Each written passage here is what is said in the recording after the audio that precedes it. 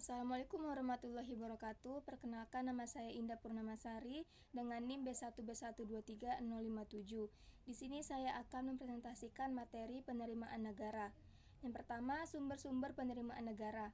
Pendapatan negara merujuk pada semua penerimaan yang diperoleh pemerintah dalam berbagai bentuk, termasuk pendapatan dari pajak, hasil penjualan barang, dari jasa milik pemerintah, pinjaman, pencetakan uang, dan sumber lainnya.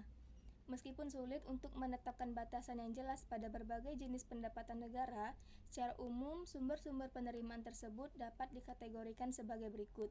Yang pertama ada pajak, kedua retribusi, ketiga keuntungan dari BUMN, keempat denda dan penyitaan yang dilakukan pemerintah, kelima donasi dari masyarakat, keenam pencetakan uang kertas, ketujuh pendapatan dari lotre negara, 8 pinjaman, yang selanjutnya yang terakhir yaitu hadiah.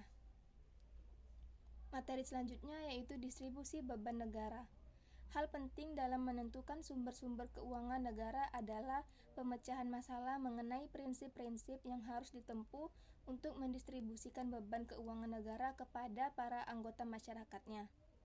Kita mulai dengan sumber penerimaan negara yang berasal dari pajak, karena pajak adalah sumber penerimaan negara yang terbesar bagi semua negara manapun juga, dan biasanya juga melibatkan pengeluaran publik, subsidi, dan bantuan sosial.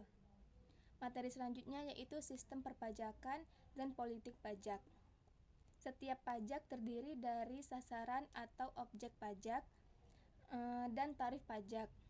Objek pajak adalah segala sesuatu yang dapat dikenai pajak yang dapat berupa penghasilan, barang, kekayaan, dan juga perpindahan hak milik atas barang dengan membandingkan antara beban pajak dari setiap macam pajak dengan seluruh jumlah penghasilan ditambah dengan nilai seluruh kekayaan setelah dikurangi dengan kebutuhan pokok dari seorang wajib pajak, maka kita dapat menggolongkan beberapa struktur pajak sebagai berikut. Yang pertama ada pajak dikatakan progresif, yang kedua pajak dikatakan proporsional, yang ketiga pajak dikatakan regresif. Materi selanjutnya penggeseran beban pajak. Masalah lain yang juga sangat menarik dalam pembicaraan mengenai sistem perpajakan ialah bahwa seringkali terjadi suatu jumlah pajak yang dibayarkan oleh seorang wajib pajak bukan merupakan beban yang ditanggung oleh wajib pajak tersebut, melainkan pihak lain yang menjadi pemikul beban pajak itu. Dengan kata lain, wajib pajak tidak sama dengan pemikul beban pajak.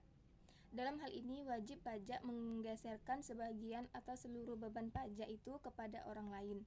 Dalam pengertian ekonomi, masalah dapat atau tidaknya beban pajak itu digeserkan membawa konsekuensi mengenai macam sifat pajak.